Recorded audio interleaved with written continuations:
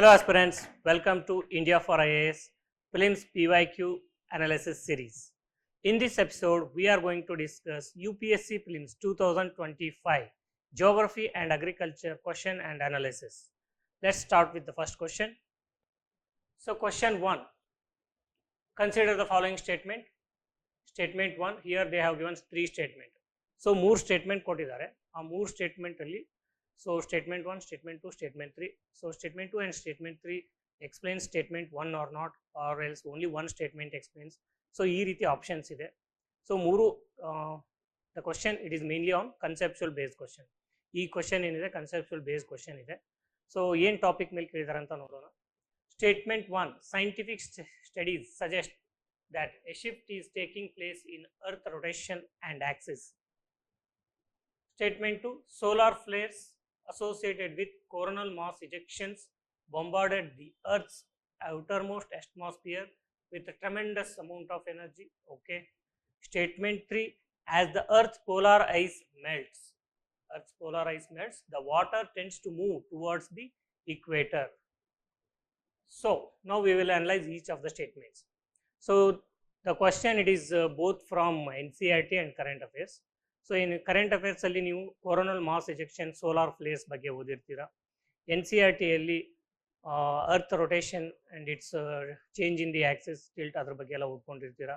And again in current affairs climate change and global warming related polar ice melt ಆಗುತ್ತೆ, melt ಆದಮೇಲೆ ಅಲ್ಲಿ ನೀರು ಏನಾಗುತ್ತೆ ರಿಲೀಸ್ ಆಗುತ್ತೆ, ಆ ನೀರು ಇಕ್ವೇಟರ್ ಟುವರ್ಡ್ಸ್ ಬರುತ್ತೆ ಅಂತ ಓದಿರ್ತೀವಿ. ಸೊ ನಾವು we will analyse each of the statements. Scientific studies suggest that a shift is taking place in the earth rotation and axis. Earth rotation ಏನಿದೆ ಮತ್ತು earth axis ಏನಿದೆ ಅದರಲ್ಲಿ ಶಿಫ್ಟ್ ಆಗ್ತಾ ಇದೆ, there is a shift is taking place ಅಂತ ಹೇಳ್ತಿದ್ದಾರೆ. So this we have studied in current affairs, and this also mentioned in one of the previous PYQ in UPSC prelims.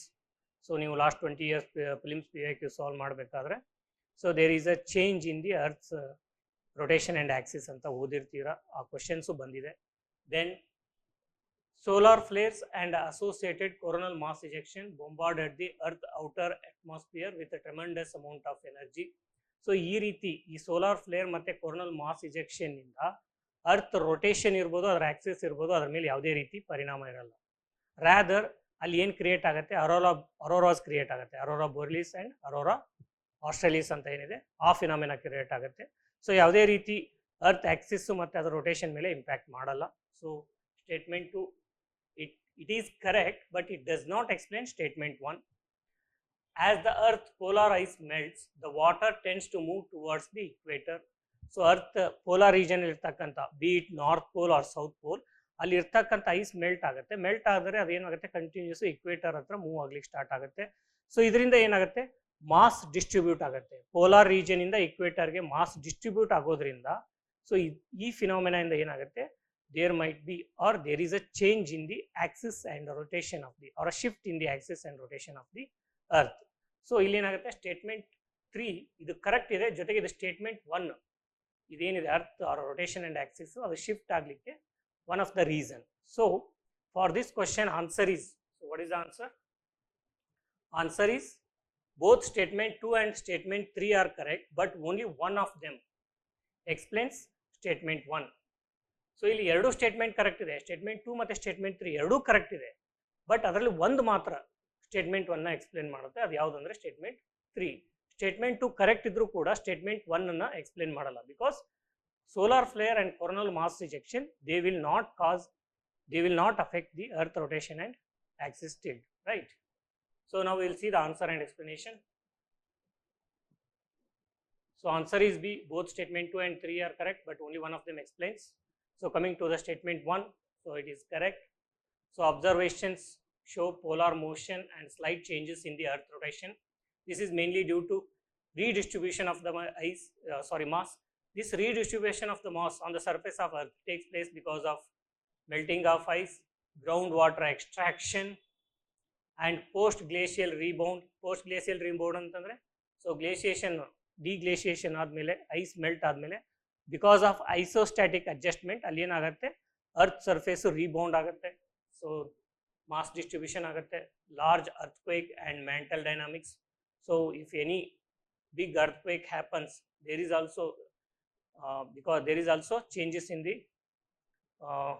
mass of the earth. So because of that, what happens, there is a shift taking place in earth rotation and axis, and also mantle dynamics. Mantle ಅಲ್ಲಿ ಏನಾಗುತ್ತೆ, continuous ಆಗಿ convective currents move ಆಗ್ತಿರುತ್ತೆ.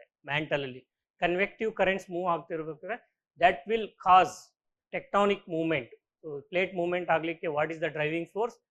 Mantle ಅಲ್ಲಿ ಇರ್ತಕ್ಕಂತಹ convective currents ಏನಿದೆ, that is the driving force for the movement of the plates. So ಅದೇನು ಮಾಡುತ್ತೆ, that will also cause or impact the this phenomena. What is this? Earth rotation and axis. So that is the explanation for statement 1.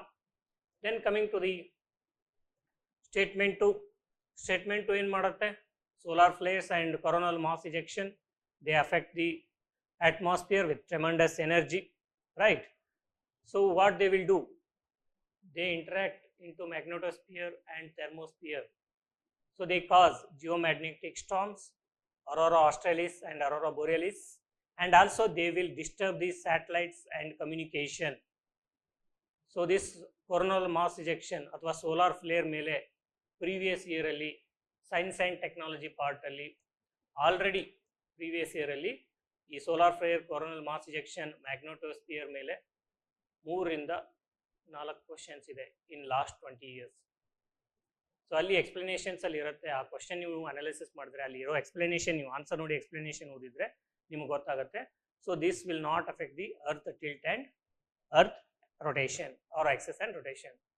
So they do not significantly alter the earth rotation and axis. So that is about statement 2. Coming to the statement 3. Statement 3, so that is correct. So melting ice redistribute the mass from high latitudes, that is pole, towards the equator. So this changes the earth moment of inertia. So ಇದರಿಂದ ಏನಾಗುತ್ತೆ, ಅರ್ಥದ್ದು moment of inertia change ಆಗುತ್ತೆ, slightly slowing the rotation. Rotation ಏನಾಗುತ್ತೆ, ಅರ್ಥದ್ದು slow ಆಗ್ತಾ ಹೋಗುತ್ತೆ. So and it will cause the axial wobble, ಅಂದರೆ polar drift ಆಗುತ್ತೆ. So ಇಲ್ಲಿ ಈ ಸ್ಟೇಟ್ಮೆಂಟ್ ಏನಿದೆ, ಸ್ಟೇಟ್ಮೆಂಟ್ ಕರೆಕ್ಟ್ ಇರೋದ್ರೊಂದಿಗೆ ಸ್ಟೇಟ್ಮೆಂಟ್ 1 ಅನ್ನು ಎಕ್ಸ್ಪ್ಲೇನ್ ಮಾಡುತ್ತೆ. So because of that answer is B. So this is the explanation for statement 3. Coming to the question number 2, this is about Andes mountain. So again 2024 ಅಲ್ಲಿ Andes mountain question ಅಲ್ಲಿತ್ತು. 2024 ಅಲ್ಲಿ peer base question ಇತ್ತು. Peer base question ಅಲ್ಲಿ Andes mountain ಇತ್ತು. ಆ peer base question ಅನ್ನ ಈ ವರ್ಷ ಯಾವ ರೀತಿ ಕೇಳಿದ್ದಾರೆ ಅಂತಂದ್ರೆ, so Andes mountain only exclusively Andes mountain ಮೇಲೆ ಕೇಳಿದ್ದಾರೆ. 2024 ಅಲ್ಲಿ Vosges mountain ಮೇಲೆ, Andes ಮೇಲೆ, ಅಪಲಾಶಿಯನ್ ಮೇಲೆ. ಸೊ ಇದ್ರ ಮೇಲೆ ಒಂದು ಪೇರ್ ಬೇಸ್ ಕ್ವಶನ್ ಇತ್ತು. So that also we have discussed.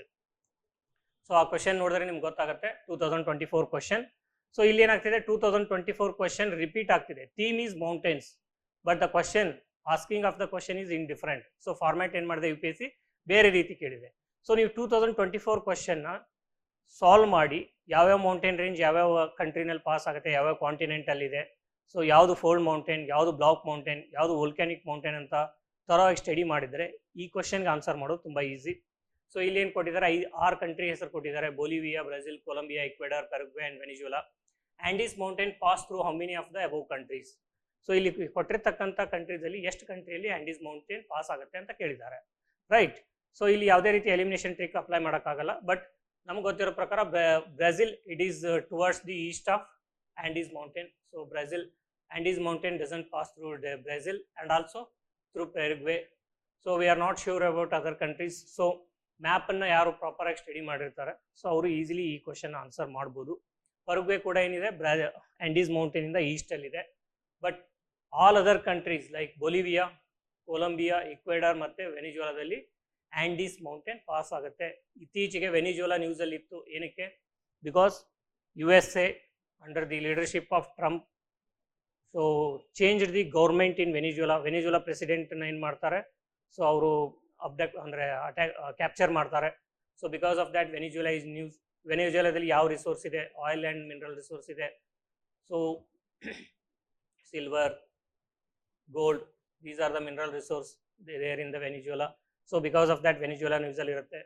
So coming to the answer and explanation to this question. So only C only 4 countries. So ಆ 4 ಕಂಟ್ರೀಸ್ ಯಾವ್ದು ಅಂತಂದರೆ Bolivia, Colombia, Ecuador and Venezuela.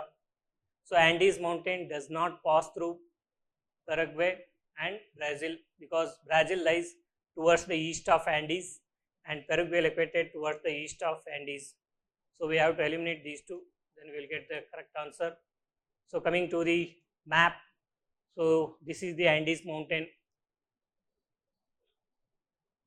right? Peru, Ecuador, Peru, Chile. This is how Andes mountain passes.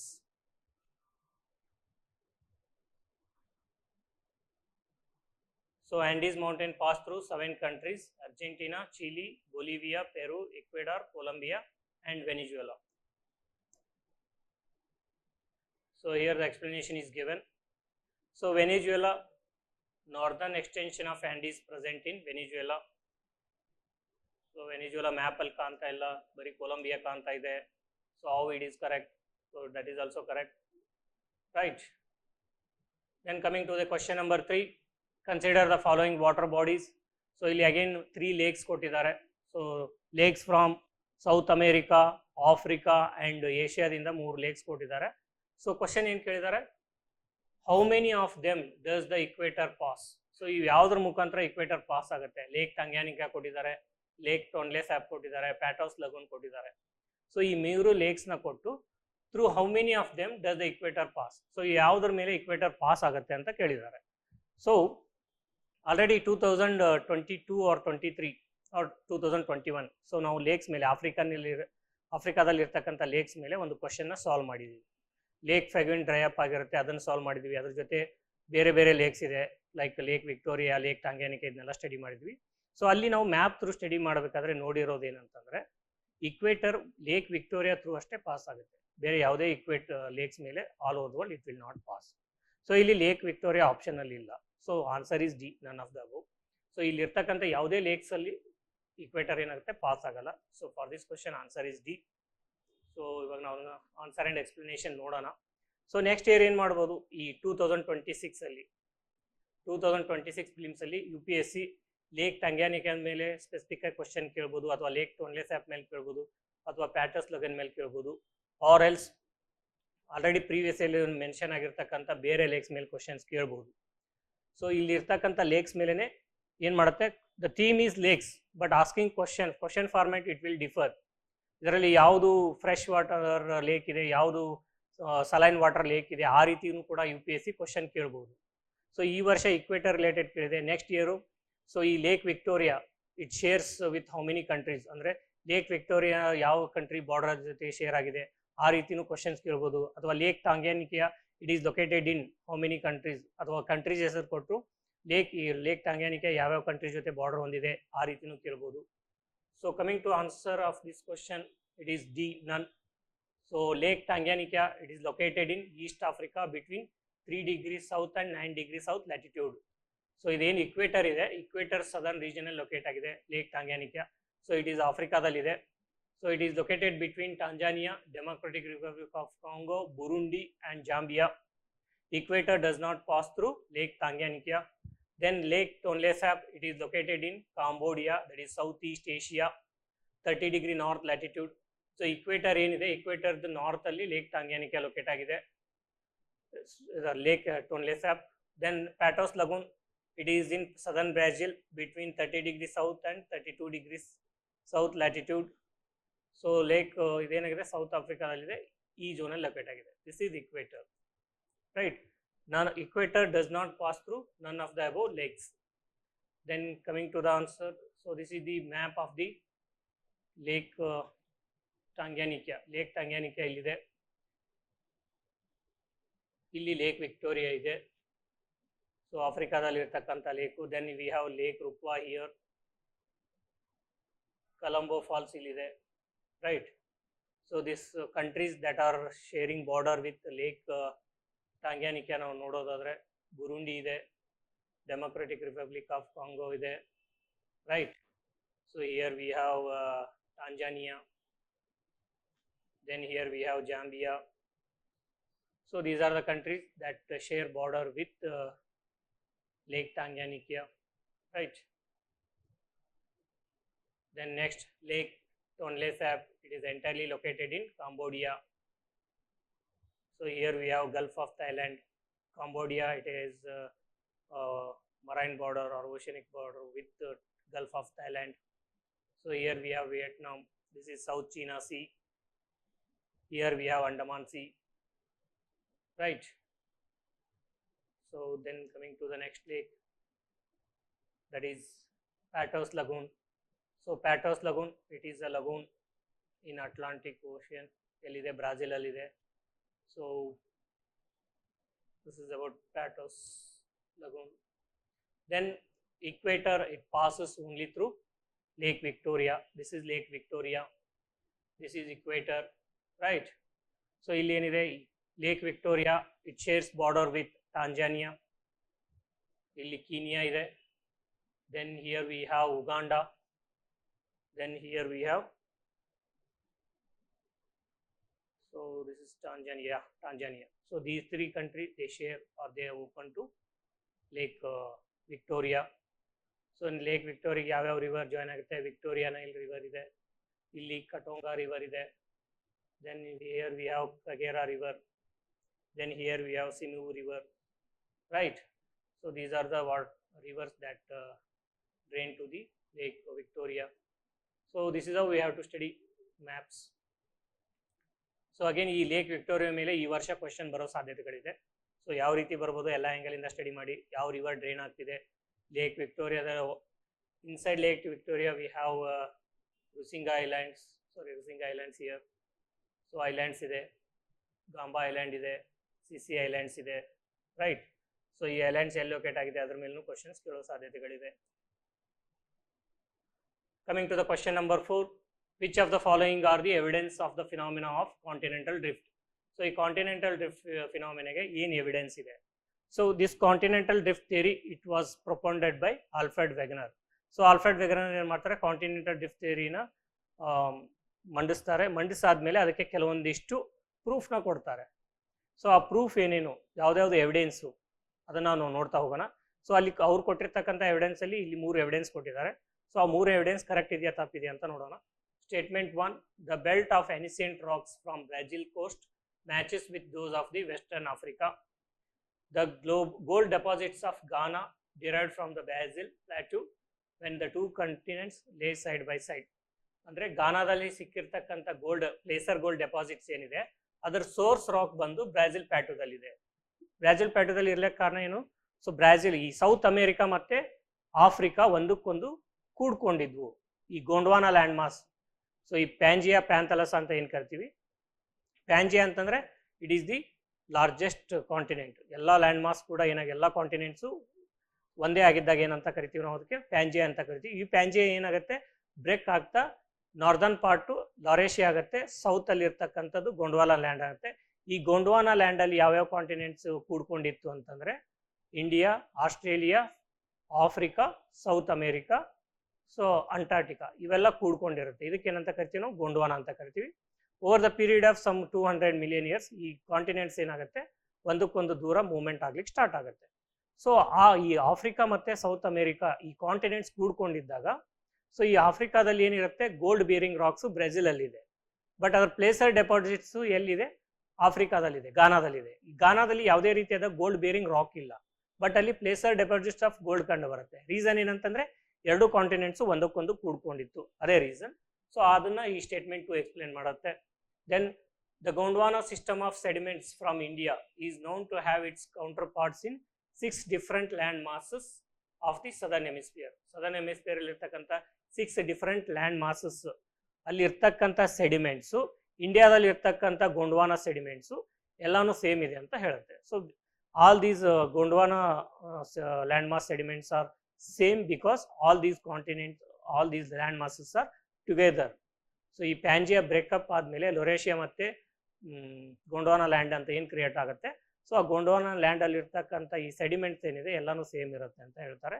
So that is also correct. All these 3 are the correct statement. Answer for this question is C 1, 2 and 3. So now we will see the answer and explanation. Statement 1, the belt of the ancient rock from Brazil coast matches with those of the Western Africa.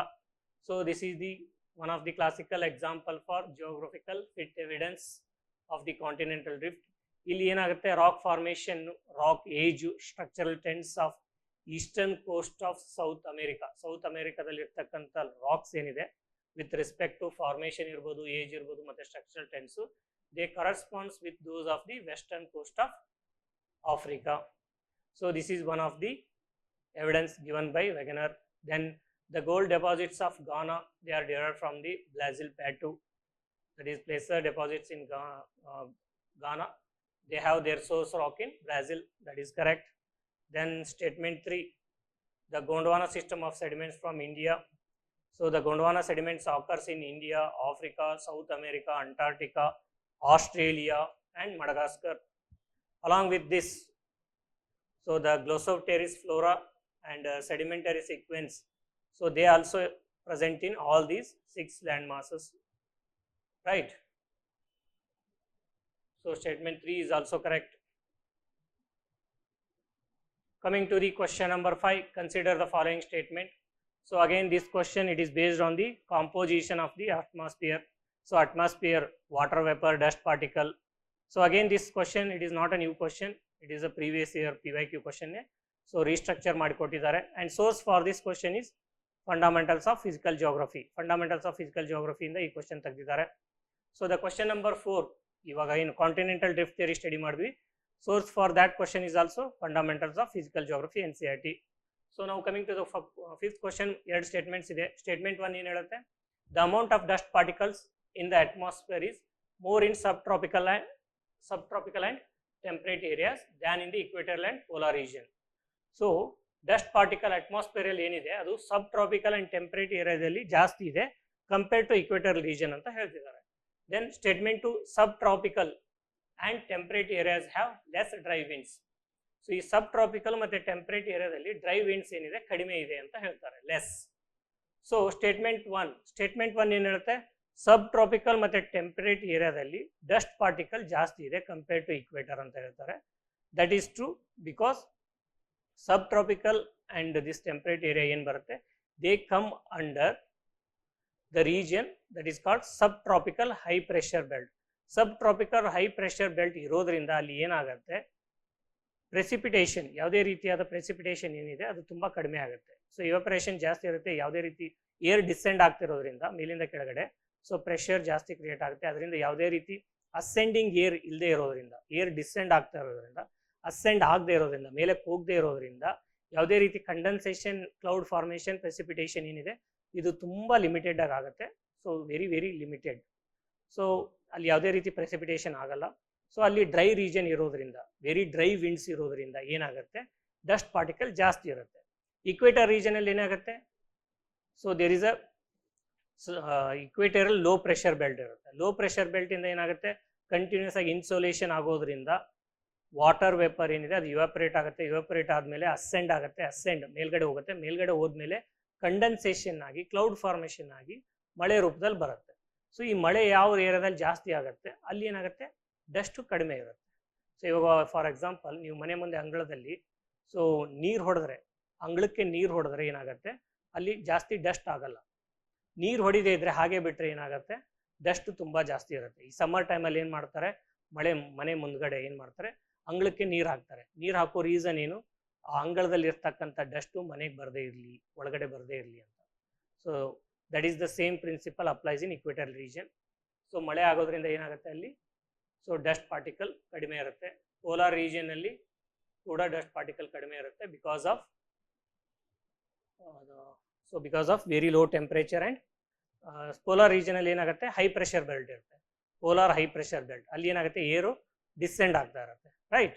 So statement 1 it is correct.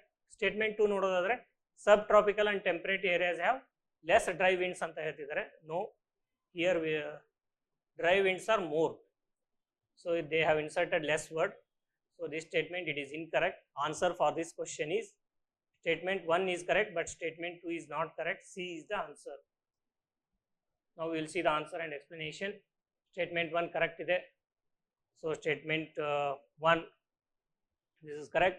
Subtropical and temperate region, especially around 20 to 40 degree latitude, They include major desert regions of the world and semi-arid belts like Sahara, Arabian region, Thar desert and Australian deserts.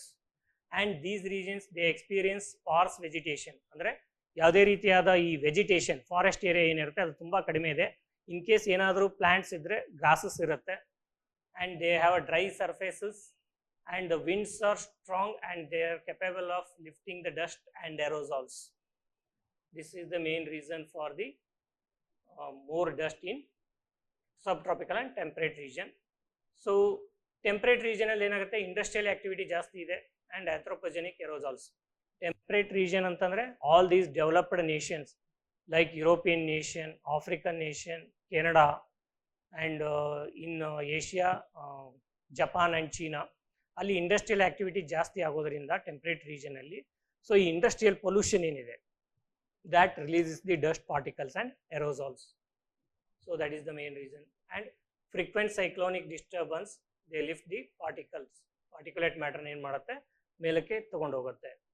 So equatorial region, heavy rainfall that washes the dust, so wet deposition.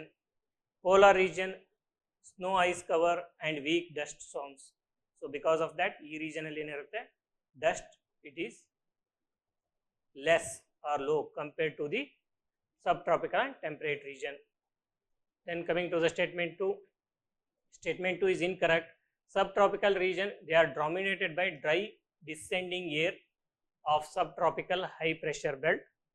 So this presence of dry trade winds and the desert winds, they increase the dust transport. Therefore the statement 2 ಏನು ಹೇಳುತ್ತೆ less dry winds ಏನಿದೆ, this is incorrect, right? So conceptual takeaway from the subtropical region ಏನಂದ್ರೆ dust is maximum at subtropical deserts. So ಈ subtropical desert region ಏನಂತಾರೆ global dust belt ಅಂತ ಕರೀತಾರೆ. Dust is minimum at equator because of the continuous rainfall. And polar region ಅಲ್ಲಿ snow cover ಇರುತ್ತೆ and there is a high pressure belt ಇರೋದ್ರಿಂದ air ಏನಾಗುತ್ತೆ subside ಆಗ್ತಿರುತ್ತೆ. Then what is the aerosol removal mechanism? Precipitation. So ಮಳೆ ಆಗ್ತಿರೋದ್ರಿಂದ ಏನಾಗುತ್ತೆ aerosol removal ಆಗ್ತಾ ಹೋಗುತ್ತೆ. So that is what happening in equatorial region. Coming to the question number 6. So it is about again isotherms. So 2024 ಅಲ್ಲೂ ಕೂಡ ಐಸೋಥರ್ಮ್ಸ್ ಮೇಲೆ question ಬಂದಿದೆ. So ಅದೇ ಕ್ವಶನ್ ರಿಪೀಟ್ ಆಗಿದೆ 2025 ಅಲ್ಲಿ, ಜಸ್ಟ್ ಒಂದು ಸ್ಟೇಟ್ಮೆಂಟ್ ಚೇಂಜ್ ಮಾಡಿದ್ದಾರೆ. So statement 1, in January the northern hemisphere the isotherms bend equator while crossing the landmass and poleward while crossing the ocean. ಅಲ್ಲಿ ಏನು ಕೇಳಿದ್ರು ಲಾಸ್ಟ್ ಇಯರ್ 2024 ಕ್ವಶನ್ ಅಲ್ಲಿ, ಸೊ ನಾರ್ತ್ ಸೌತ್ ಅಂತ ಕೊಟ್ಟಿದ್ರು, ಇಲ್ಲಿ ಇಕ್ವೇಟರ್ ಆ್ಯಂಡ್ ಪೋಲ್ವರ್ಡ್ ಅಂತ ಕೊಟ್ಟಿದ್ದಾರೆ. ಸೊ ಇಲ್ಲಿ ಏನಿರುತ್ತೆ ಸ್ಟೇಟ್ಮೆಂಟ್ ಅನ್ನು ಜನವರಿನಲ್ಲಿ ವಿಂಟರ್ ಇರುತ್ತೆ. ಸೊ ವಿಂಟರ್ ಮಂತ್ ಅಲ್ಲಿ ಏನಾಗುತ್ತೆ ಲ್ಯಾಂಡು ನಾರ್ದರ್ನ್ ಹೆಮಿಸ್ಫಿಯರ್ ಅಲ್ಲಿ land so it cools fast. So in general land its specific heat capacity is less compared to the water. So land ಏನಾಗುತ್ತೆ ಸಮ್ಮರ್ ಅಲ್ಲಿ ಬೇಗ ಹೀಟ್ ಆಗುತ್ತೆ, winter ಅಲ್ಲಿ ಬೇಗ ಕೂಲ್ ಆಗುತ್ತೆ. ಡೇ ಟೈಮಲ್ಲಿ ಬೇಗ ಹೀಟ್ ಆಗುತ್ತೆ, ನೈಟ್ ಟೈಮಲ್ಲಿ ಬೇಗ ಕೂಲ್ ಆಗುತ್ತೆ. So that is with respect to land mass, that is continents. So water body ಏನಾಗುತ್ತೆ ಸ್ಲೋ ಆಗಿ ಹೀಟ್ ಆಗುತ್ತೆ, ಸ್ಲೋ ಆಗಿ ಕೂಲ್ ಆಗುತ್ತೆ. ಸೊ ಇಲ್ಲಿ ವಿಂಟರ್ ಮಂತ್ ಇನ್ ಜನವರಿ ಅಂತಂದ್ರೆ ಜನವರಿನಲ್ಲಿ ನಾರ್ದರ್ನ್ ಹೆಮಿಸ್ಫಿಯರ್ ಅಲ್ಲಿ ಏನಿರುತ್ತೆ ವಿಂಟರ್ ಮಂತ್ ಇರುತ್ತೆ. ವಿಂಟರ್ ಅಲ್ಲಿ ಏನಿರುತ್ತೆ ಟೆಂಪರೇಚರ್ ಕಡಿಮೆ ಇರುತ್ತೆ. ಸೊ ಇಲ್ಲಿ ಏನು ಹೇಳ್ತಿದ್ದಾರೆ ಅಂದರೆ ನಾರ್ದರ್ನ್ ಹೆಮಿಸ್ಫಿಯರ್ ಅಲ್ಲಿ ಜನವರಿನಲ್ಲಿ isotherm it bends towards the equator, ಅಂದರೆ while crossing the land mass cross ಮಾಡಬೇಕಾದ್ರೆ ಏನಾಗುತ್ತೆ ಐಸೋಥರ್ಮು ಟುವರ್ಡ್ಸ್ ಇಕ್ವೇಟರ್ ಬೆಂಡ್ ಆಗುತ್ತೆ ಅಂತ ಹೇಳ್ತಾರೆ. ಅಂದರೆ ಸೊ ಈ ಲ್ಯಾಂಡ್ ಮಾಸ್ ಅಲ್ಲಿ ಇಕ್ವೇಟರ್ ಏನಾಗುತ್ತೆ ಟುವರ್ಡ್ಸ್ ಇಕ್ವೇಟರ್ ಬೆಂಡ್ ಆಗುತ್ತೆ ಅಂದರೆ ಐಸೋಥರ್ಮು, ಅದರ ಅರ್ಥ ಲ್ಯಾಂಡ್ ಮಾಸ್ ಅಲ್ಲಿ ಟೆಂಪರೇಚರ್ ಕಡಿಮೆ ಇರುತ್ತೆ ಅಂತ ಅರ್ಥ. And polewards while crossing the ocean cross ಮಾಡಬೇಕಾದ್ರೆ ಸೊ ಪೋಲ್ವರ್ಡ್ಸ್ ಅಂದರೆ ನಾರ್ತಿಗೆ ಬೆಂಡ್ ಆಗುತ್ತೆ, ಅಂದರೆ ಟೆಂಪರೇಚರ್ ಜಾಸ್ತಿ ಇದೆ ಅಂತ ಅರ್ಥ. Statement 2, in January the air over the ocean is warmer. ಅಂದರೆ ವಿಂಟರ್ ಸೀಸನಲ್ಲಿ ಓಷನ್ ಮೇಲ್ಗಡೆ ಇರ್ತಕ್ಕಂಥ ಏರ್ ಏನಿದೆ ವಾರ್ಮ್ ಇದೆ, that over the land mass ಮೇಲೆ ಇರ್ತಕ್ಕಂಥ ಏರು ಕೂಲ್ ಆಗಿರುತ್ತೆ, ಅಥವಾ compare to land mass ocean ಮೇಲೆ ಇರ್ತಕ್ಕಂಥ ಏರ್ ಏನಿದೆ ವಾರ್ಮ್ ಇದೆ ಅಂತ ಹೇಳ್ತಾರೆ. ಸೊ ನಾವು we will see analysis of the both statement. So ಏನಿದೆ ಅಂತ ನಾವು ನೋಡ್ತಾ ಹೋಗೋಣ. So both the statements are correct. So ಈ ಕ್ವಶನ್ ಏನು ಎರಡು ಸ್ಟೇಟ್ಮೆಂಟ್ ಕರೆಕ್ಟ್ ಇದೆ, and statement 2 explain statement 1. So this so statement 1 ಜನವರಿನಲ್ಲಿ ಏನಾಗುತ್ತೆ, ನಾರ್ದರ್ನ್ ಹೆಮಿಸ್ಫಿಯರ್ ವಿಂಟರ್ ಇರುತ್ತೆ, land cools faster due to lower specific heat and strong continentality. So ಇದರಿಂದ ಏನಾಗುತ್ತೆ, isotherm bend towards the equator over the land showing low temperature. Equator word ಅಂದರೆ so towards south bend ಆಗ್ತಿದೆ ಅಥವಾ equator word bend ಆಗ್ತಿದೆ ಅಂತಂದರೆ temperature ಕಡಿಮೆ ಇದೆ ಅಂತ ಅರ್ಥ. Ocean retains heat and remains relatively warmer compared to the continent. Therefore, isotherms bend poleward over the oceans. So, example, Siberia ಇದೆ, ನಾರ್ತ್ ಅಮೆರಿಕಾ ಇದೆ. ಇಲ್ಲಿ ಐಸೋಥರ್ಮ್ ಏನಾಗುತ್ತೆ, they dip towards the south while over the North Atlantic and Pacific Ocean ಅಲ್ಲಿ they bulge toward the north, right? This we have discussed with isotherm map while solving the 2024 question. 2024 ಅಲ್ಲೂ ಕೂಡ ಇದೇ ರೀತಿ ಒಂದು prelims ಅಲ್ಲಿ question ಬಂದಿತ್ತು. ಅದನ್ನು solve ಮಾಡಬೇಕಾದ್ರೆ ನಾವು ಐಸೋಥರ್ಮ್ ಮ್ಯಾಪ್ ಹಾಕಿ ಸಾಲ್ವ್ ಮಾಡಿದ್ವಿ. This source for this question is fundamentals of physical geography NCERT. ಈ ಫಂಡಮೆಂಟಲ್ಸ್ ಆಫ್ ಫಿಸಿಕಲ್ ಜಿಯೋಗ್ರಫಿ NCERTನಲ್ಲಿ ಜನವರಿ ಐಸೋಥರ್ಮ್ ಮತ್ತು ಜುಲೈ ಐಸೋಥರ್ಮ್ ಮೇಲೆ ಮ್ಯಾಪ್ಸ್ ಕೊಟ್ಟಿದ್ದಾರೆ. ಆ ಮ್ಯಾಪ್ ಮೇಲೆ ಈ ಕ್ವಶನ್ನ ಫ್ರೇಮ್ ಮಾಡಿದ್ದಾರೆ ಡಯಾಗ್ರಾಮ್ ಮೇಲೆ. Then coming to the statement 2, oceans have high specific heat capacity, therefore they cool very slowly in winter. Land has low specific heat capacity, so because it experiences rapid cooling in the winter. So ಅದರಿಂದ ಇದು slow cool ಆಗೋದ್ರಿಂದ ಇದರ temperature compared to the land mass ಏನಿರುತ್ತೆ ಜಾಸ್ತಿ ಇರುತ್ತೆ. So ಹಾಗಾಗಿ ಇಲ್ಲಿರ್ತಕ್ಕಂತಹ air ಏನಿರುತ್ತೆ it remains warmer compared to the air over the land mass in the month of January. So this statement it explains the reason for high temperature, the isotherm bending towards poleward in ocean and equator in the land mass. So statement 2 explains the statement 1. So answer for this question is option A. Both statement 1 and statement 2 are correct. So coming to the question number 7. So this question again it is a statement based question. Here they have given 3 statements. So this question it is about weathering. 2024 ಅಲ್ಲೂ ಕೂಡ weathering ಮೇಲೆ question ಕೇಳಿದ್ರು. Weathering ಆಗುತ್ತೆ, rain water ಇಂದ weathering ಆಗುತ್ತೆ, rain water carbon ಡೈಆಕ್ಸೈಡ್ನ absorb ಮಾಡುತ್ತೆ, rain ವಾಟರಲ್ಲಿ oxygen ಕೂಡ dissolve ಆಗುತ್ತೆ ಅಂತ ಒಂದು ಕ್ವಶನ್ ಕೊಟ್ಟಿದ್ರು. ಸೊ ಅದೇ ರೀತಿ ಇಲ್ಲಿ ವೆದರಿಂಗ್ ಮೇಲೆ ಇನ್ನೊಂದು ಕ್ವಶನ್ ಕೊಟ್ಟಿದ್ದಾರೆ. ಏನಂದರೆ statement 1, in the context of effect of water on rocks, chalk is known as very permeable. Chalk ಅನ್ನೋ ಈ ರಾಕ್ ಏನಿದೆ ಇದು ಪರ್ಮಿಯೇಬಲ್ ಇದೆ. whereas clay is known as quite an impermeable or least permeable rock. So chalk it is permeable ಅಂದ್ರೆ ಏನಂದ್ರೆ ಚಾಕು ಇದು water infiltrate ಅಂದರೆ ಚಾಕ್ ರಾಕ್ ಮುಖಾಂತರ ವಾಟರ್ ಏನು ಮಾಡ್ಬೋದು ಈಸಿಯಾಗಿ ಫ್ಲೋ ಆಗ್ಬೋದು, ಕ್ಲೇ ಮುಖಾಂತರ ಈಸಿಯಾಗಿ ಫ್ಲೋ ಆಗಕ್ಕೆ ಆಗಲ್ಲ ಅಂತ ಸ್ಟೇಟ್ಮೆಂಟ್ 1 ಹೇಳ್ತಾ ಇದೆ. Then coming to the statement 2, chalk is porous and hence can absorb water. Chalk ಏನಿದೆ ಇದು ಪೋರಸ್ ಆಗಿದೆ. ಚಾಕ್ ಈ ರಾಕಲ್ಲಿ ಪೋರ್ಸ್ ಇದೆ ಅಂದರೆ ರಂಧ್ರಗಳಿದೆ, ಆ ರಂಧ್ರಗಳಿಂದ ಏನಾಗುತ್ತೆ ಅದು ವಾಟರ್ನ ಅಬ್ಸಾರ್ಬ್ ಮಾಡ್ಕೊಳ್ಳುತ್ತೆ ಅಂತ ಹೇಳ್ತಾ ಇದೆ. Clay is not at all Porus ಅಂತ ಹೇಳ್ತಾ ಇದೆ. ಸ್ಟೇಟ್ಮೆಂಟ್ 3 ಏನು ಹೇಳ್ತಿದೆ, ಕ್ಲೇನಲ್ಲಿ ಯಾವುದೇ ರೀತಿ ಕ್ಲೇ ರಾಕಲ್ಲಿ ಯಾವುದೇ ರೀತಿ ಪೋರ್ಸ್ ಇರಲ್ಲ ಅಂತ ಹೇಳ್ತಾ ಇದೆ. ಸೊ ಕ್ಲೇ ಅಂತಂದ್ರೇನು ವೆರಿ ಫೈನ್ ಪಾರ್ಟಿಕ್ಯುಲೇಟ್ ಇರುತ್ತೆ, ಕ್ಲೇ ರಾಕ್ಸಲ್ಲಿ ಪೋರ್ಸ್ ಜಾಸ್ತಿ ಇರುತ್ತೆ compared to the chalk rock. Clay it has a highly porous compared to the chalk. Because of this high porosity and very finite particulate matter or very fine particles, ಅಲ್ಲಿ ಏನಾಗುತ್ತೆ water movement ಆಗೋಕ್ಕಾಗಲ್ಲ, but water absorb ಆಗುತ್ತೆ. So statement 3 ಏನಿದೆ clay is not at all porous, it is incorrect. Where statement 2 chalk is porous and hence it can absorb water ಅಂತ ಹೇಳ್ತಿದ್ದಾರೆ. It can absorb. So ನಿಮಗೆ ಈ statement ಗೊತ್ತಿಲ್ಲ ಅಂದ್ರೂ ಇಲ್ಲಿ ಕ್ಯಾನ್ ಇರೋದ್ರಿಂದ so can be, maybe, some of these are milder words. So statement 2 is correct.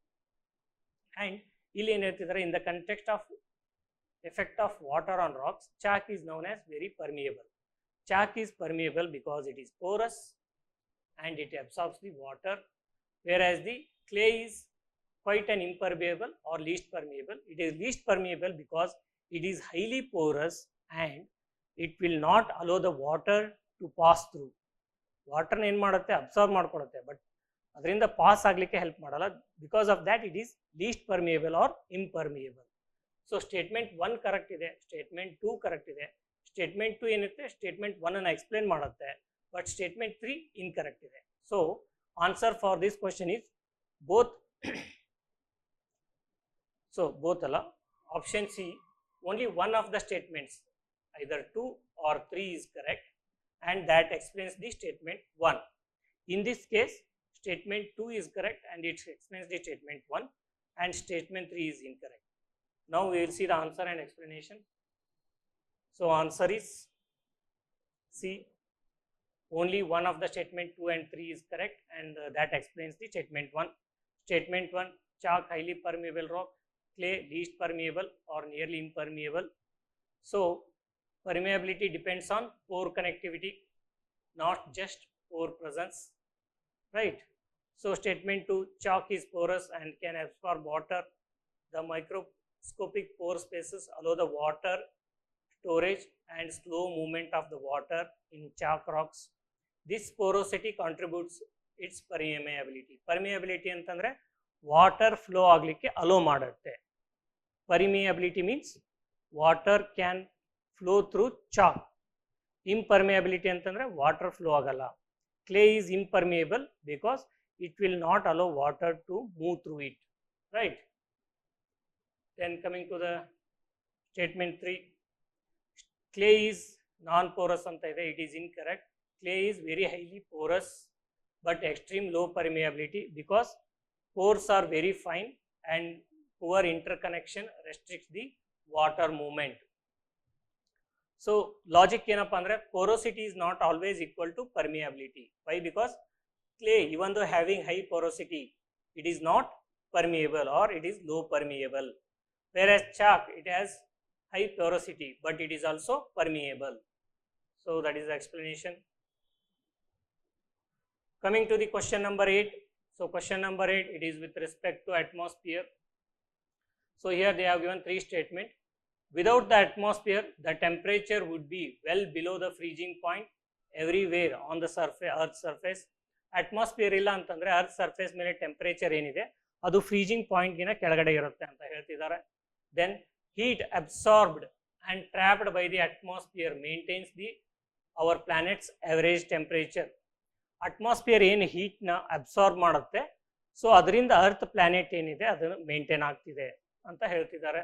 Then atmospheric gases like carbon dioxide particularly good at absorbing and trapping the radiation.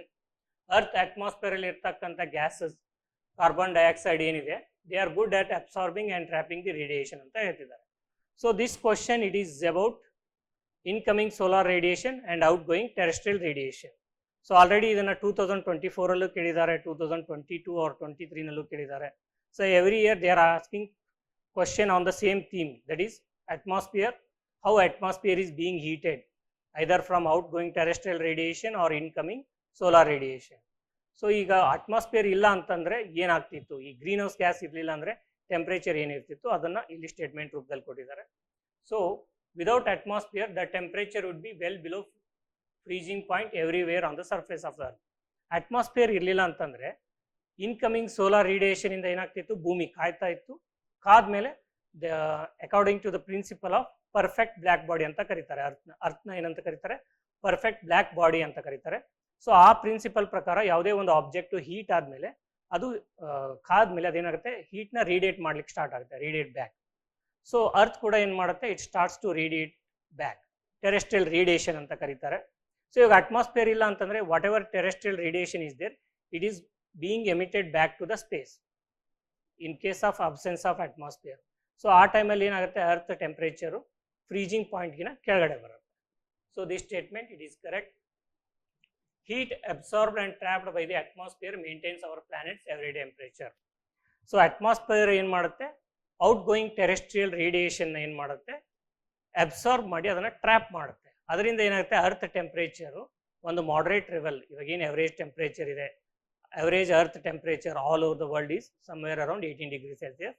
So ಈ 18 degree Celsius maintain ಆಗಲಿಕ್ಕೆ reason ಏನಂತಂದರೆ heat being absorbed and trapped by the atmosphere, especially gases like greenhouse gas, ಯಾವುದಂದ್ರೆ carbon dioxide ಇರ್ಬೋದು, methane ಇರ್ಬೋದು, water vapour. So all these gases are responsible, right? This statement it is correct.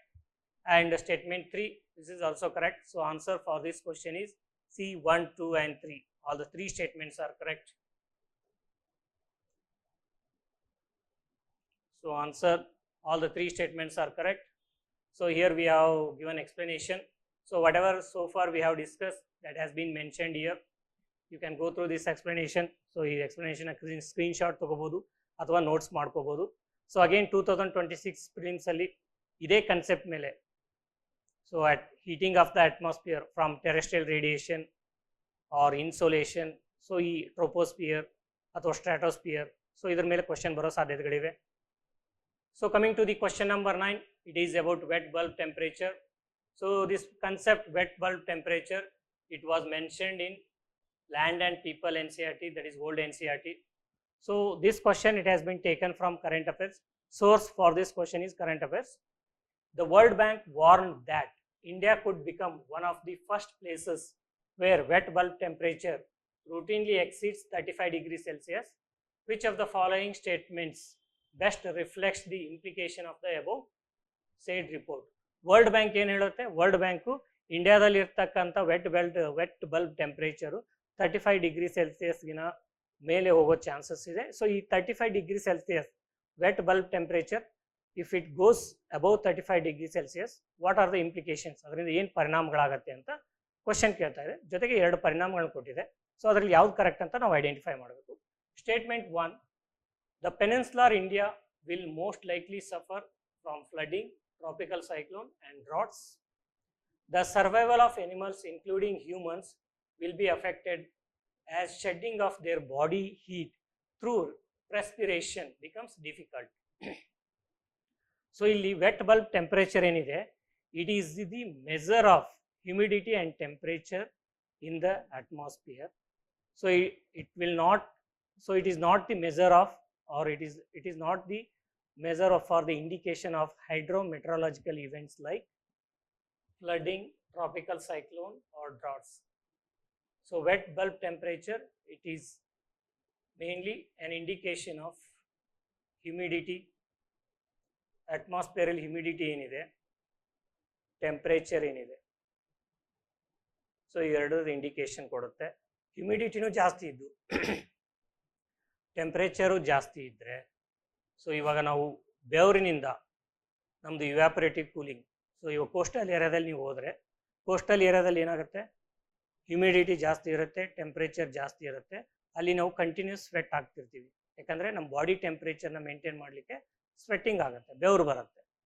But ಅದನ್ನು measure ಮಾಡೋದು ಯಾವುದು, vet bulb temperature. So ಈ theoretically vet bulb temperature ಎಷ್ಟಿರಬೇಕು, it should be less than 35 degree Celsius. So 35 degree Celsius ಕೆಳಗಡೆ ಇದ್ದರೆ ನಾವು sweating ಆಗ್ತೀವಿ, ಜೊತೆಗೆ ಸ್ವೆಟ್ಟಿಂಗ್ ಆಗೋದ್ರ ಮುಖಾಂತರ ನಮ್ಮ ಬಾಡಿ ಟೆಂಪ್ರೇಚರ್ನ ಮೇಂಟೈನ್ ಮಾಡ್ತೀವಿ. ಇನ್ ಕೇಸ್ ಇದು 35 ಡಿಗ್ರಿ ಸೆಲ್ಸಿಯಸ್ ಅಬೋವ್ ಹೋದರೆ ಹ್ಯುಮಿಡಿಟಿನೂ ಜಾಸ್ತಿ ಇರುತ್ತೆ, ಟೆಂಪ್ರೇಚರು ಜಾಸ್ತಿ ಇರುತ್ತೆ. ಆ ಥರ ಕಂಡೀಷನಲ್ಲಿ ಏನಾಗುತ್ತೆ, ನಮಗೆ ಸ್ವೆಟ್ಟಿಂಗ್ ಆಗೋಕ್ಕಾಗಲ್ಲ, ಹೀಟ್ ಸ್ಟ್ರೆಸ್ ಫೀಲ್ ಮಾಡ್ತೀವಿ, ಆರ್ಗನ್ ಫೇಲ್ಯೂರ್ ಆಗುತ್ತೆ, ಆ ಎಲ್ಲ ಇಂಪ್ಲಿಕೇಶನ್ ಆಗುತ್ತೆ. ಸೊ ಈ wet bulb temperature 35 degree Celsius above ಹೋಗೋದ್ರಿಂದ ಇಲ್ಲಿ ಆಗ್ತಕ್ಕಂಥ ಕಂಡೀಷನ್, ಸ್ಟೇಟ್ಮೆಂಟ್ 2 ಏನಿದೆ, this is the implication, not the statement 1. So ಈ wet bulb temperature 35 degree Celsius above ಹೋಗೋದ್ರಿಂದ ಫ್ಲಡ್ಡಿಂಗ್ ಆಗ್ಬೋದು, ಆಗದೇನೂ ಇರ್ಬೋದು. ಫ್ಲಡ್ಡಿಂಗ್ ಆಗಬೇಕಂದ್ರೆ ಏನಾಗಬೇಕು, ಪ್ರೆಸಿಪಿಟೇಷನ್ ಆಗಬೇಕು, ಮಳೆ ಆಗಬೇಕು, ಸೈಕ್ಲೋನ್ ಆಗಬೇಕು. ಬಟ್ ಅದೇ ಯಾವುದೇ ರೀತಿಯಾದಂತಹ ಫಿನಾಮಿನನ ಈ ವೆಟ್ ಬಲ್ಬ್ ಟೆಂಪ್ರೇಚರ್ ಇಂಡಿಕೇಟ್ ಮಾಡಲ್ಲ. Vet bulb temperature 35 degree Celsius above ಹೋಗ್ತಿದೆ ಅಂತಂದರೆ that indicates statement 2, not statement 1. So answer for this question is 2 only, that is B. So now we will see the answer and explanation. Statement 1, statement 2 is correct. Well, so we will see the explanation. Wet bulb temperature combines the air temperature plus humidity, and this reflects the body's ability to cool via evaporative cooling, andre sweating agodra mukantra ನಮ್ಮ body ability ಏನು cool ಮಾಡೋದಿದೆ ಅದನ್ನು measure ಮಾಡುತ್ತೆ. At 35 degree Celsius wet bulb temperature, human thermoregulation fails even for healthy individuals who are resting in shade. ಅಂದರೆ ಈ ನೆರಳಿನ ಕೆಳಗಡೆ, so ಶೇಡಲ್ಲಿ building ಒಳಗಡೆ ಅಥವಾ ಒಂದು ಮರದ ಕೆಳಗಡೆ ಅಥವಾ ಯಾವುದೇ ಒಂದು ತಂಪು ವಾತಾವರಣ, ಅಂದರೆ ನೆರಳು ಎಲ್ಲಿ ಬಿಸಿಲು ಇರಲ್ಲ, ಆ ಶೇಡಲ್ಲಿ ಕೂತಿದ್ರು ಕೂಡ vet bulb temperature 35 degree Celsius ಇದ್ದರೆ ಹ್ಯೂಮನ್ಸ್ ಏನಾಗುತ್ತೆ, ಥರ್ಮೋರೆಗ್ಯುಲೇಷನ್ ಫೇಲ್ ಆಗುತ್ತೆ. ಇದರಿಂದ ಏನಾಗುತ್ತೆ, ಹೀಟ್ ಸ್ಟ್ರೆಸ್ ಆಗುತ್ತೆ, ಆರ್ಗನ್ ಫೇಲ್ಯೂರ್ ಆಗುತ್ತೆ, ಇನ್ಕ್ರೀಸಿಂಗ್ ಮೊರ್ಟಾಲಿಟಿ ಅಂದರೆ ಸಾಯೋದು ಜಾಸ್ತಿ ಆಗುತ್ತೆ, ಮೊರ್ಟಾಲಿಟಿ ಜಾಸ್ತಿ ಆಗುತ್ತೆ, severe impact on life stock and wild life, reduced outdoor labour productivity. So ಈ ಔಟ್ಡೋರ್ ಅಂದರೆ ಹೊರಗಡೆ ಓಪನ್ ಎನ್ವಿರಾನ್ಮೆಂಟಲ್ಲಿ ಏನು ಕೆಲಸಗಳಿರುತ್ತೆ, ಕನ್ಸ್ಟ್ರಕ್ಷನ್ ವರ್ಕ್ ಇರ್ಬೋದು, so other outdoor activity, so ಆ ಔಟ್ಡೋರ್ ಆ್ಯಕ್ಟಿವಿಟಿ ಪ್ರೊಡಕ್ಟಿವಿಟಿ ಏನಾಗುತ್ತೆ, ಡೌನ್ ಆಗುತ್ತೆ, right? So statement 2 it is correct.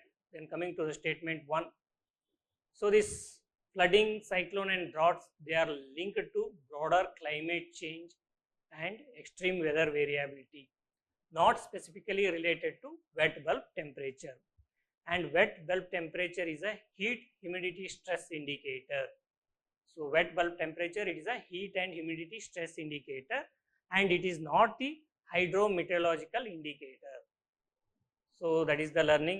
So if the temperature is 35 degrees Celsius wet bulb temperature, then theoretical human survivability limit ಆಗುತ್ತೆ. So that is the learning, right? Then coming to the next question, question number 10. So here they have given 5 country name. So consider the following countries like United Kingdom, UK, Denmark, New Zealand, Australia and Brazil. How many of the above countries have more than 4 time zones? So ಈ time zone ಏನಿದೆ, 4ಕ್ಕಿಂತ ಹೆಚ್ಚು time zone ಯಾವ ಕಂಟ್ರಿನಲ್ಲಿದೆ ಅಂತ ಕೇಳ್ತಿದ್ದಾರೆ. So they are asking specifically time Jones more than 4.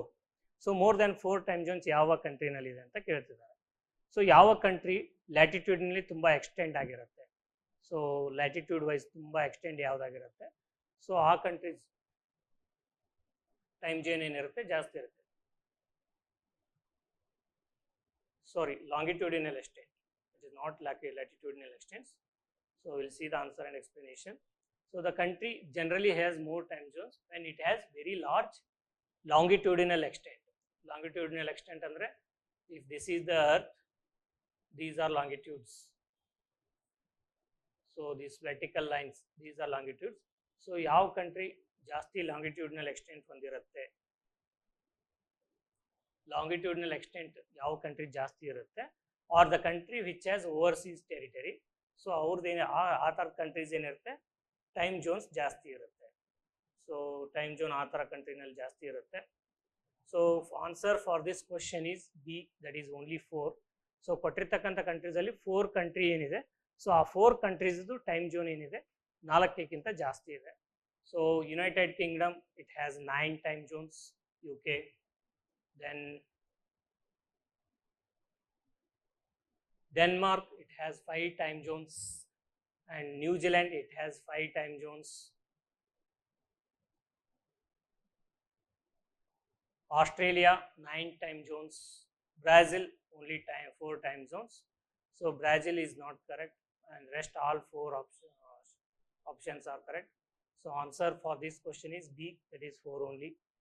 Then coming to the question number 11, consider the following statements. So again it is based on longitude, that is international date line. So ಈ ಎರಡು question number 10 and 11, they are based on longitude and time. So here the question is specifically on international date line. So statement 10 ಏನಿರುತ್ತೆ, ಆಂಡೀರ್ ಇನ್ Siberia, ಸೈಬೀರಿಯಾದಲ್ಲಿರ್ತಕ್ಕಂಥ ಆಂಡೀರು, ನೋಮ್ ಇನ್ Alaska, ನೋಮಲ್ಲಿ ಇರ್ತಕ್ಕಂಥ Alaska, they are few kilometres from each other. So ಒಂದಕ್ಕೊಂದು ಕೆಲವೊಂದಿಷ್ಟು 100 few kilometers ದೂರ ಅಷ್ಟೇ ಇದೆ. But when people are waking up and getting set for breakfast in these cities, it would be different days. So ಕೆಲವು 100 kilometre ಡಿಸ್ಟೆನ್ಸಲ್ಲಿ ಇದ್ದರೂ ಕೂಡ ಆ ಎರಡು ಪ್ಲೇಸಲ್ಲಿ ಜನ ಎದ್ದು ಬೆಳಿಗ್ಗೆ ತಿಂಡಿ ಮಾಡುವಷ್ಟರಲ್ಲಿ ಈ ನೋಮಲ್ಲಿ ಒಂದು ಡೇಟ್ ಇರುತ್ತೆ, ಆಂಡೀರಲ್ಲಿ ಒಂದು ಡೇಟ್ ಇರುತ್ತೆ ಅಂತ ಸ್ಟೇಟ್ಮೆಂಟ್ 1 ಹೇಳ್ತಾ ಇದೆ. Statement 2, when it's Monday in Anadyr it is Tuesday in Nome ಅಂತ ಹೇಳ್ತಿದೆ. ಸೊ ಇಲ್ಲಿ ಏನಾಗುತ್ತೆ concept, what is the concept here, international date line. So international date line towards east ಯಾವುದಿದೆ, ಅಲಾಸ್ಕಾ, ನೋಮ್ ಅಲಾಸ್ಕಾ ಇದೆ. Towards west Anadyr Siberia ಇದೆ international date ಲೈನಲ್ಲಿ. So ಇಲ್ಲಿ ಏನಾಗುತ್ತೆ, ಇಂಟರ್ನ್ಯಾಷನಲ್ ಡೇಟ್ ಲೈನ್ ವೆಸ್ಟಲ್ಲಿ ಒಂದು ಪ್ಲೇಸ್ ಇದೆ, ಈಸ್ಟಲ್ಲಿ ಒಂದು ಪ್ಲೇಸ್ ಇದೆ. ಸೊ ವೆಸ್ಟಿಂದ ಈಸ್ಟ್ಗೆ ಹೋದರೆ ಏನಾಗುತ್ತೆ, ಈಸ್ಟಿಂದ ವೆಸ್ಟ್ಗೆ ಹೋದರೆ ಯಾವ ರೀತಿ ಡೇ ಹೆಚ್ಚು ಕಡಿಮೆ ಆಗುತ್ತೆ. So based on that the question is frame. So statement 1 ಏನಿದೆ ಇಟ್ ಇಸ್ ಕರೆಕ್ಟ್ ಇದೆ. ಇಲ್ಲಿ ಯಾವುದೇ ರೀತಿ ಡೇ ಇನ್ಕ್ರೀಸ್ ಆಗುತ್ತೆ ಡಿಕ್ರೀಸ್ ಆಗುತ್ತೆ ಅಂತ ಕೊಡಲ್ಲ, ಬೇರೆ ಬೇರೆ ಡೇಸ್ ಇದೆ ಅಂತ ಕೊಟ್ಟಿದ್ದಾರೆ. So it is a generic term, it is easy to understand. So statement 1 is correct. Statement 2 ನಲ್ಲಿ ಏನು ಹೇಳ್ತಿದ್ದಾರೆ, when it is Monday in Anadyr, ಆ್ಯಂಡೀರಲ್ಲಿ ಮಂಡೇ ಆದಾಗ ಟ್ಯೂಸ್ಡೇ ಆಗಿರುತ್ತೆ ನೋಮಲ್ಲಿ ಅಂತ ಹೇಳ್ತಿದ್ದಾರೆ. So it should be reverse, that we will see with the explanation. So this statement it is incorrect. Answer for this question is A1 only. So now we will see the answer and explanation why statement 2 is incorrect. So statement 1, Andir in Russia and Nome in Alaska, USA, they lie opposite sides of the international date line, that is in the Bering Strait. So the physical distance is a few hundred kilometers, but it creates a calendar discontinuity of one day because of the international date line ಏನಿದೆ. So ಇಲ್ಲಿ ಆ್ಯಂಡೀರ್ ಇದೆ, ಸಾರಿ ನೋಮ್ ಇದೆ ಅಲಾಸ್ಕಾದಲ್ಲಿ, ಇಲ್ಲಿ ಆ್ಯಂಡೀರ್ ಇದೆ ರಷ್ಯಾದಲ್ಲಿ. So ಇದರಿಂದ ಈ international date line cross ಮಾಡೋದ್ರಿಂದ ಏನಾಗುತ್ತೆ, ಒನ್ ಡೇ ಡಿಫರೆನ್ಸ್ ಆಗುತ್ತೆ. ಸೊ ಇಂಟರ್ನ್ಯಾಷನಲ್ ಡೇಟ್ ಯಾವ ರೀತಿ ಒನ್ ಡೇ ಡಿಫರೆನ್ಸ್ ಆಗುತ್ತೆ ಅಂತ ನಾವು ನೋಡಿದ್ರೆ, so that we will study with this second statement. Coming to second statement, Andir lies to the west of international date line, while Nome lies east of it. West to east ನಾವು international date ಲೈನ್ನ cross ಮಾಡಿದ್ರೆ so ಇಲ್ಲಿ ಏನಾಗುತ್ತೆ, so westward international date line ಏನಿದೆ, so this is east, this is west, this is north, sorry south, this is north, this is international date line. So international date ಲೈನಿಂದ westward ಬಂದರೆ one ಡೇನ add ಮಾಡ್ಕೋಬೇಕು, ಅಂದರೆ one day ಹೆಚ್ಚಿಗೆ ಆಗುತ್ತೆ. Eastward, west to eastward ಹೋದ್ರೆ ಏನಾಗುತ್ತೆ, one day ಕಡಿಮೆ ಮಾಡ್ಕೋಬೇಕು. ಸೊ ಇಲ್ಲಿ ಏನು ಹೇಳ್ತಿದೆ statement 2, so statement 2 it is saying that when it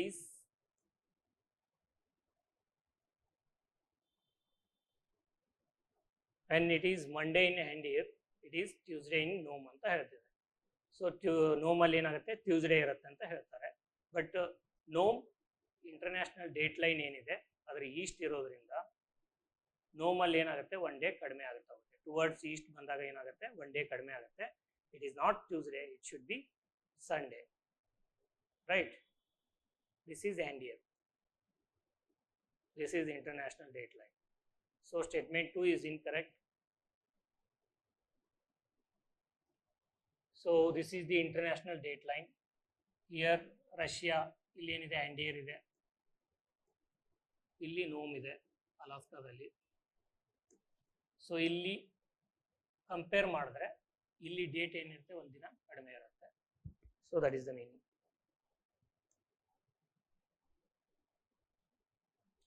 Coming to the question number 12, consider the following pairs, country and resource rich in. So again it is one of the PYQ question. PYQ ನಲ್ಲಿರೋ ಕ್ವಶನ್ನೇ ಏನು ಮಾಡಿದ್ದಾರೆ, so restructure ಮಾಡಿ ಬೇರೆ ಬೇರೆ options, ಬೇರೆ ಬೇರೆ pairs create ಮಾಡಿ ಕೊಟ್ಟಿದ್ದಾರೆ. So this Botswana it was there in one of the PYQ. ಚಿಲಿನೂ PYQ ನಲ್ಲಿತ್ತು. Nickel is the new edition, ಇದನ್ನು ಈ ವರ್ಷ ಆ್ಯಡ್ ಮಾಡಿದ್ದಾರೆ. ಸೊ ನಾವು ವಿ ವಿಲ್ ಸಿ, ಬೋಟ್ಸ್ವಾನಾದಲ್ಲಿ ಡೈಮಂಡ್ ಇದೆ ಅಂತ ಹೇಳ್ತಾರೆ, ಚಿಲಿನಲ್ಲಿ ಲೀಥಿಯಂ ಇದೆ ಅಂತ ಹೇಳ್ತಾರೆ, ಇಂಡೋನೇಷ್ಯಾದಲ್ಲಿ ನಿಕ್ಕಲ್ ಇದೆ ಅಂತ ಹೇಳ್ತಾರೆ. So Botswana diamond it was there in last 2 PYQ. So ಈ ನಾವು PYQ ಸೀರೀಸ್ ಸ್ಟಡಿ ಮಾಡಿದ್ದೀವಲ್ಲ 2020 ಇಂದ ಇಲ್ಲಿವರೆಗೂ. ಸೊ ಈ 2020 ಆನ್ವರ್ಡ್ಸ್ ಬೋಟ್ಸ್ವಾನಾ 2 PYQ ನಲ್ಲಿ ರಿಪೀಟ್ ಆಗಿದೆ. ಸೊ 1 PYQ ನಲ್ಲಿ ಡೈಮಂಡ್ ಅಂತ ಎಕ್ಸಾಕ್ಟ್ ಆಗಿ ಕೊಟ್ಟಿದ್ದಾರೆ. This pair is correct. And ಚಿಲಿನಲ್ಲಿ ಲೀಥಿಯಂ ಇದೆ, because Chile belongs to ABC lithium triangle. A ಅಂದರೆ ಅರ್ಜೆಂಟೀನಾ, ಬಿ ಅಂದರೆ ಬೊಲಿವಿಯಾ, ಸಿ ಅಂದರೆ ಚಿಲಿ, ರೈಟ್? ಸೊ ಈ ABC ಲೀಥಿಯಂ ಟ್ರಯಾಂಗಲ್ಲಿ ಚಿಲಿ ಬರುತ್ತೆ. This is also correct. ಇಂಡೋನೇಷ್ಯಾದಲ್ಲಿ ನಿಕ್ಕಲ್ ಇದೆ, because nickel is also one of the critical mineral which is being used in lithium iron battery. ಈ lithium iron ಬ್ಯಾಟ್ರಿನಲ್ಲಿ ನಿಕ್ಕಲ್ನು ಕೂಡ use ಮಾಡ್ತಾರೆ. So because of that it is in news. So all the 3 pairs are correct. Answer for this question is C. So ಈ ಕ್ವಶನ್ಗೆ answer ಯಾವುದು? C. So C is the answer. Now we will see the answer and explanation. So all the 3 pairs are correct. Botswana, it is diamond, world's leading producer of diamond. So major mines ಯಾವುದು? Jwaneng mines ಇದೆ, Orapa mines ಇದೆ, then Letlhakane mines ಇದೆ, then Chile lithium triangle, Chile, Argentina, Bolivia, that is ABC triangle. So Salar de Atacama, this area, it hosts the largest lithium brine reserves in the world. Chile is the top global lithium producer. This lithium, it is crucial for electronic vehicle battery. Then Indonesia, world's largest nickel reserve Indonesia dalide. So this nickel, it is required for stainless steel production and EV battery manufacturing. So because of that, all these countries and reserves are in news. So source for this question is previous year question plus current affairs.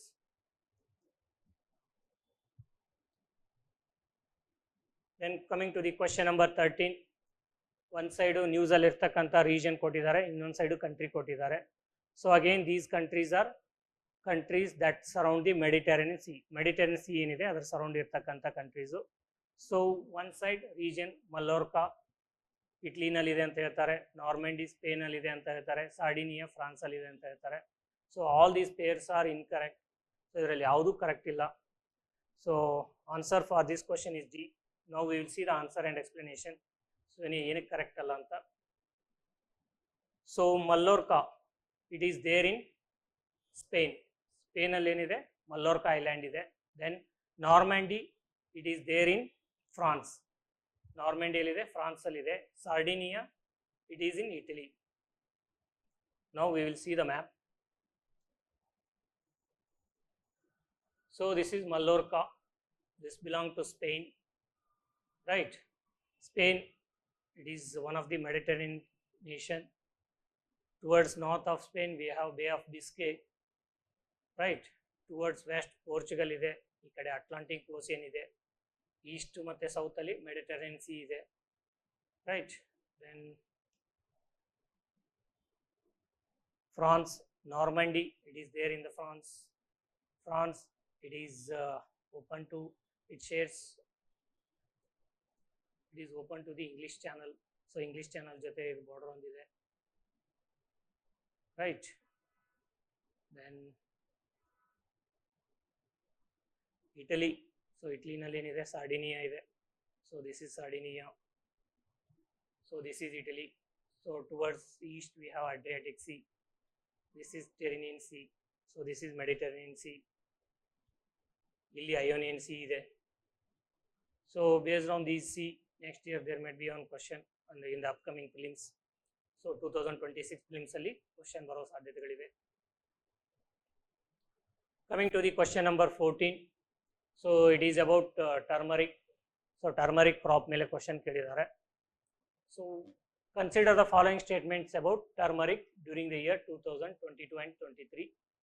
India is the largest producer and exporter of turmeric in the world.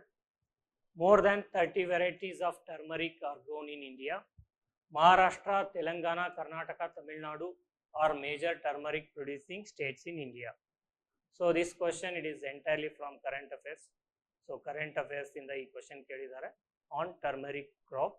So 2025 ಏನಾಗುತ್ತೆ ಅಂದರೆ national turmeric ಬೋರ್ಡನ್ನು government of India start ಮಾಡುತ್ತೆ. So ಈ national turmeric ಬೋರ್ಡನ್ನು establish ಮಾಡಿದ್ಮೇಲೆ so ಆ turmeric board ಮೇಲೆ UPSC question ಕೇಳೋದು ಬಿಟ್ಟು ಟರ್ಮರಿಕ್ ಕ್ರಾಪ್ ಮೇಲೆ ಕೇಳಿದ್ದಾರೆ.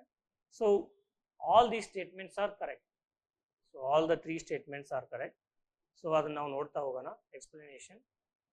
So this question it was in news because of the national turmeric board.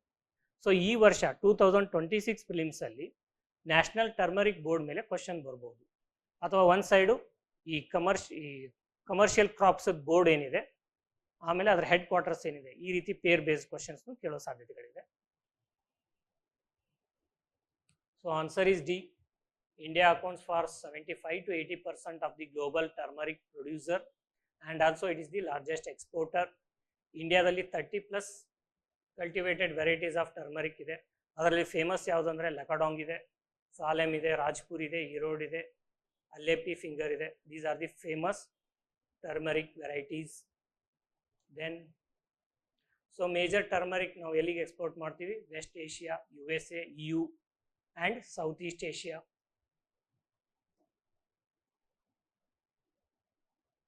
Then major turmeric producing states, Telangana ಇದೆ, ಮಹಾರಾಷ್ಟ್ರ, ಕರ್ನಾಟಕ, ತಮಿಳುನಾಡು. ಆಲ್ಸೋ ಆಂಧ್ರ ಪ್ರದೇಶದಲ್ಲೂ ಪ್ರೊಡ್ಯೂಸ್ ಮಾಡ್ತೀವಿ, ಒಡಿಶಾ, ವೆಸ್ಟ್ ಬೆಂಗಾಲಲ್ಲಿ. ಸೊ ತಮಿಳುನಾಡು ಇರೋಡ್ ಏನಿದೆ, ತಮಿಳುನಾಡಲ್ಲಿರ್ತಕ್ಕಂಥ ಇರೋಡ್ ಏನಿದೆ, it is known as turmeric city of India. So this is about explanation of all the three statements. So turmeric, it is a commercial spice crop. It is mainly cultivated in rain-fed farming system. So India, it is dominates the global market due to highest area in turmeric production, diversity of the turmeric variety cultivars and traditional consumption. Traditionally ಇಂಡಿಯಾದಲ್ಲಿ ಏನು ಮಾಡ್ತೀವಿ ನಾವು? Turmeric ಅದನ್ನ consume ಮಾಡ್ತೀವಿ. So this is all about UPSC Geography and Agriculture 2025 prelims question and analysis. So ಇಲ್ಲಿರೋ questions, ಇಲ್ಲಿರೋ themes ಮತ್ತೆ 2026 ಅಲ್ಲಿ ರಿಪೀಟ್ ಆಗೋ ಸಾಧ್ಯತೆಗಳಿವೆ. So for we have discussed 2020, 21, 22, 23, 24 and 25 6-year UPSC prelims geography and agriculture question with analysis. ಆ questions ಎಲ್ಲಿಂದ source ಏನಿದೆ, current ಅಫೇರ್ಸಾ, NCERT-ನ ಅಥವಾ ಪ್ರೀವಿಯಸ್ ಇಯರ್ ಕ್ವಶನ್. ಸೊ ಈ ರೀತಿ ಸೋರ್ಸ್ ಡಿಸ್ಕಸ್ ಮಾಡಿದ್ದೀವಿ. ಸೊ ಎಲಿಮಿನೇಷನ್ ಮೆಥಡ್ ಏನಾದರೂ ಯೂಸ್ ಮಾಡ್ಬೋದಾ ಅದನ್ನು ಡಿಸ್ಕಸ್ ಮಾಡಿದ್ದೀವಿ. ಕಾಮನ್ ಸೆನ್ಸ್ ಯಾವ ರೀತಿ ಯೂಸ್ ಮಾಡ್ಕೋಬೇಕು ಅದನ್ನು ಕೂಡ ಡಿಸ್ಕಸ್ ಮಾಡಿದ್ದೀವಿ. ಅಗೇನ್ ಪ್ರೀವಿಯಸ್ ಇಯರ್ ಕ್ವಶನ್ ಯಾವ ರೀತಿ ನೆಕ್ಸ್ಟ್ ಇಯರ್ ರಿಪೀಟ್ ಆಗುತ್ತೆ, ಸಬ್ಸಿಕ್ವೆಂಟ್ ಇಯರ್ ರಿಪೀಟ್ ಆಗಿದೆ, ಅದನ್ನು ವಿತ್ ಎಕ್ಸಾಂಪಲ್ ಕೂಡ ನಾವು ಡಿಸ್ಕಸ್ ಮಾಡಿದ್ದೀವಿ. ಸೊ ಈ 6 ಇಯರ್ದು ಕ್ವಶನ್ ಅನಾಲಿಸಿಸ್ನ ಸೊ 1 to 2 ಟೈಮ್ಸ್ ನೋಡಿ, ಅದೇ ರೀತಿ ನೀವು ಏನು ಮಾಡಿ ಆಪ್ಷನ್ಸ್ ಮೇಲೆ ವರ್ಕ್ ಮಾಡಿ ಈ ಇಯರ್ ಫಿಲಿಮ್ಸಿಗೆ ಪ್ರಿಪೇರ್ ಆಗಿ.